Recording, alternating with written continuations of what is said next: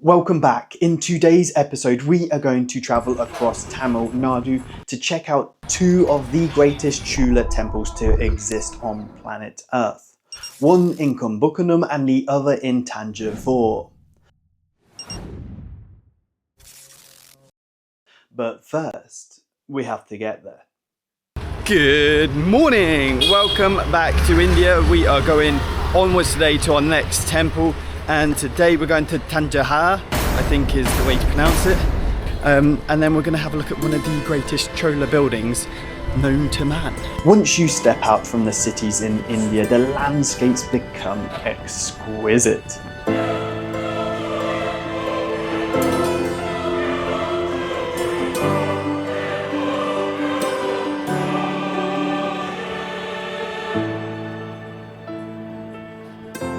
However, this would not last. Right. So this is a bus station. I need to walk directly in front of it, which is this way. So cross the road, walk that way, and we should be laughing. The temple closes at 12:30, and it's about, I think it's about midday now. We've got a couple of hours to get prepped. See the top there. I've dropped my bags, we're heading across to the palace now, the Palace Museum. I actually didn't know there was a palace here, so this is going to be news to me, this one. Palace complex. Gorgeous. What? Well, we need to get in there, don't we? Bare ground here, but you can see where we want to get to, or I feel like we need to be over there somewhere. I'm sure we can get in. I've done this terribly and this place is closed as well until 2 o'clock, so I can probably bum about around here for the best part of an hour.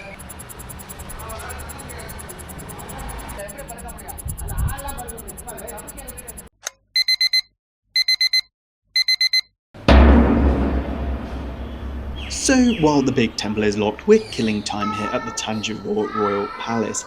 Now it's a totally different vibe. The temple is 1,000 years old, but this place was built centuries later.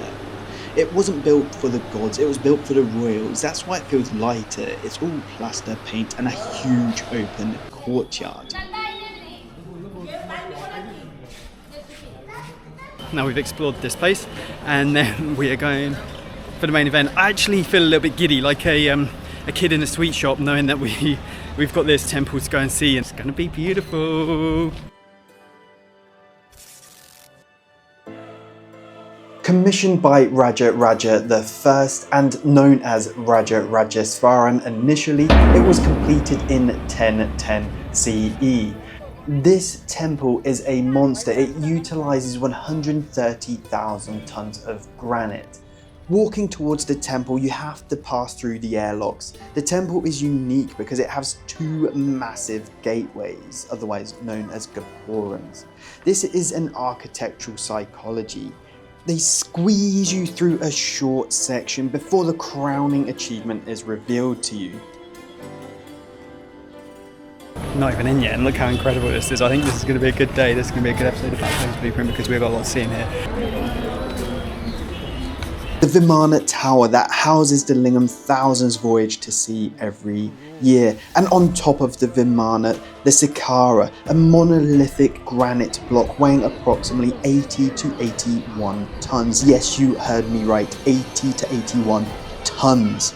This monolith sits on the absolute summit of a 66 meter or 216 foot tower. That capping stone on the top of it is believed to be 80 tons. It's one single piece. Nobody knows how it got up there. The elevation of this 80-ton mass to this height is the centerpiece of a lost technology debate. Argument A is a ramp that is 6 kilometers long with humans and animals pulling day after day. Argument B, the alternative engineering hypothesis, is a spiral ramp. Let me know which theory you think is correct, or if you think it's something different entirely. The other crazy thing about this temple is it's held together using no mortar at all, and that remarkably makes it more earthquake proof. It's done through a mortise and tenon system.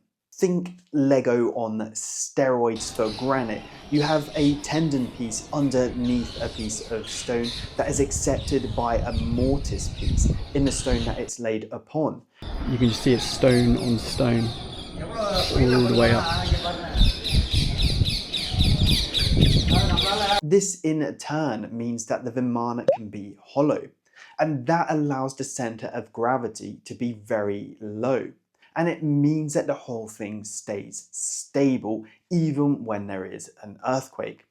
Mythbust time. You will hear people say that during certain times of day, the tower casts no shadow at all. Now, physically, that is impossible, but it's not actually entirely untrue. What it is an extremely clever mathematical and architectural trick. The temple's base is exceptionally broad relative to the summit. The Vimana rises in a series of 13 tapering tiers, and the angle of that taper was calculated with extreme precision to match the sun's trajectory. When the sun is at its highest point in the sky, the angle of the sun's rays is nearly vertical, but the towers taper inwards, so the shadows cast by the 80-ton capping stone and the upper tiers are projected onto the lower, wider tiers of the tower itself rather than the ground. The Chola architects, the Peruvudaiyar, described this in inscriptions on the temple itself. They treated the temple as a massive sundial, so during the most sacred parts of the day, no devotees were hit by shadowing. Two more awesome things you should know about this temple before we look at our second one. The Nandi bull here, it was actually added later by the Nayak dynasty, some 500 years after the temple was complete. Let's have a look at it. Have you ever seen a 25-ton bull before? Because there is one right there, and it is a beautiful one, and it's facing that. Welcome to India. Now, my personal favourite aspect of this temple is actually slightly more intimate. The names of the people who worked on this very temple are carved on it, which is quite rare in a lot of temple architecture. I absolutely love this element because this is effectively believed to be all the names of the stonemasons. And they're not just on this column, they're on several columns, but these people are responsible for this. Great way to say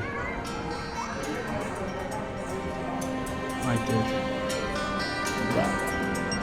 If you think this place looks incredible during the daytime, then this is what it looks like at night.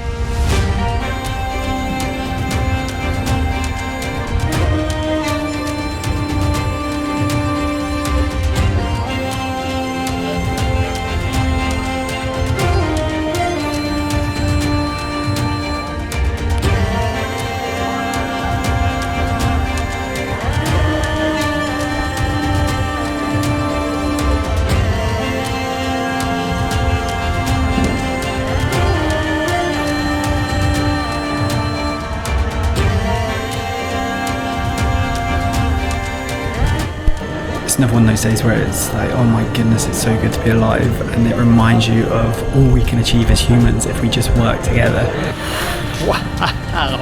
Wow. That's all I can say to that temple. So we have had a look at the colossal. We are now going to have a look at the intimate. Airavatesvara. The things I do to bring you the best architecture on planet Earth. Right, the rain has passed Second Chola Temple, which is exciting.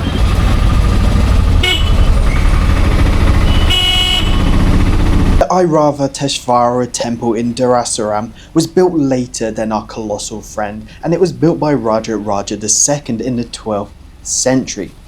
I'm having a funny day today, but check this out. That's the entrance there.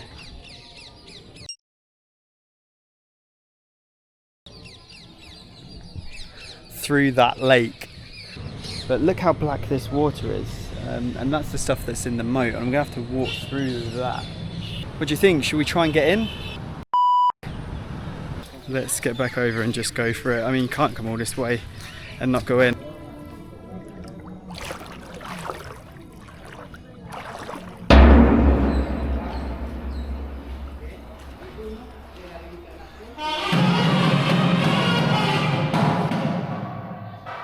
Here at Darasuram, you find a flight of 7 steps known as the Singing Stairs. When tapped, these steps produce the 7 fundamental notes of Indian classical music. This is not a product of hollow chambers, but called lithic tuning. Another cool thing about this temple is the Rishabha Kunjaram. It depicts 2 animals, a bull and an elephant, sharing the same head. On the left, a bull is depicted in profile. Its horns and ears are raised looking skyward. Elephant is on the right. Its trunk is curled upwards. The shared heads use the bull's ears and the elephant's mouth, and the bull's horns become the elephant's tusks. This is a 900-year-old example of Gestault psychology in art. This was used to create a bridge between Shivism, the bull, and Vaishnavism, the elephant.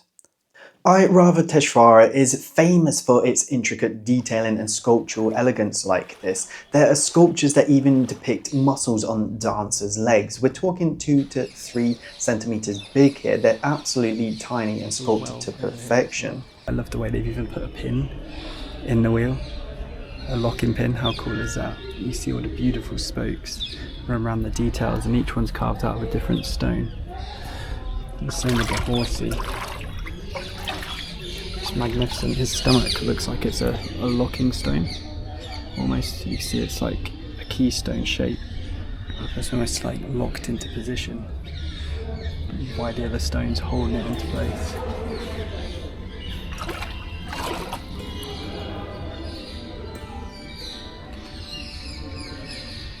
If you love this level of detailing, then you will not believe what we're going to see with the Hoysala dynasty. Make sure to subscribe because that is coming in a few episodes' time.